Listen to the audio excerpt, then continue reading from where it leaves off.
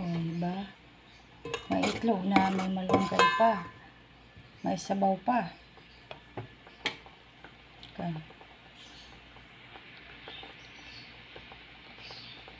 Itong aking kanin. Luto na ba ito? Ayan, luto na.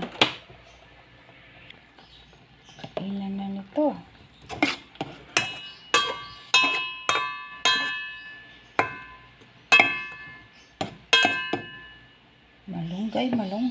Malunggay with itlog. Ayan. Kainan na. Ito ang aking lunch ngayong umaga. Kasi tapos na yung almusal. So, lunch na ito. Huwag kong i-overcook kasi mapait pag overcook.